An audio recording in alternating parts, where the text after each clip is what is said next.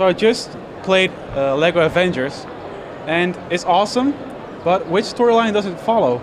So we actually get to tell the whole of the Avengers film, the whole of Age of Ultron, some other theatrical bits, and we get to tell comic book stuff as well. So we're really going big on this title. So the story levels are following the films, but then when you're exploring in free play and all of this, there's going to be a huge amount of content and other stuff that we also get to include.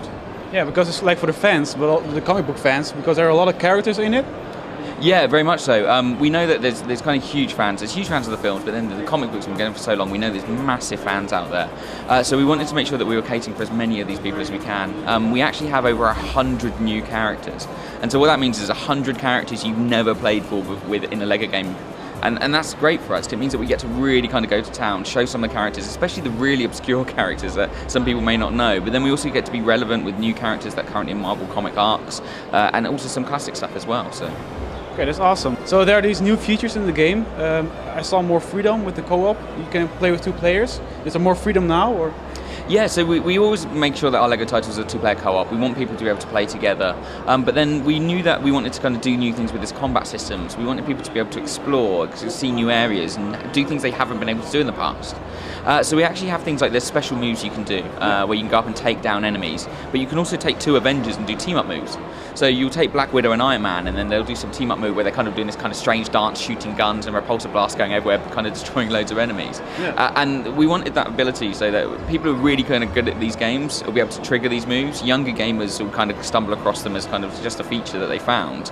And really just, it's a testament to the team and kind of being able to do things we've never been able to do in the past. And what about a storyline? Because if it follows the movies and the comic book storylines, is it big or lengthy or?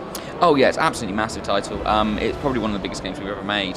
From a story perspective as well, we're looking at starting actually the attack at the fortress at the beginning of Age of Ultron. Yeah. So that kind of really iconic, kind of the Avengers team kind of working together. That's our very first level of the game. We then kind of go back, tell the story of how they formed with the first Avengers movie and kind of defeating Loki and the Chitauri, then go through and finish off the rest of Age of Ultron. And then while all this is happening, you can then dip off into all these free play things where you will encounter a character and go, oh wow, well I'm using this character and I'm dealing with this character. I know this is from this comic book arc. Yeah. I know where this has come from. So even if you're not a fan, they're just kind of interesting quests and missions to do. If you really know your Marvel, you'll go, I know where this is coming from. I know what's happening here. So we've got massive fans in the office, and they really just love bringing these games to life. Yeah, because that's exactly what I wanted to ask, because I know my Marvel and I see all these characters and I'm like, oh, I'm going crazy. But it seems like the developers themselves are also a fan of the series. Yeah, very much so. Huge Marvel fans in the office. We're kind of so privileged to be able to work on these titles, and it's great because really go to town on it. And like I like my Marvel, but there's some people in the office with such brilliant knowledge. They'll be rattling off kind of like what episode and what comic this came out and what year and what month, and just being able to really go to town on it. And there's so much passion for these characters that we really kind of just feel like we want to do them justice, so that fans will see them and go, yeah, this is how I expect this character to play. This is what I want to see this character doing.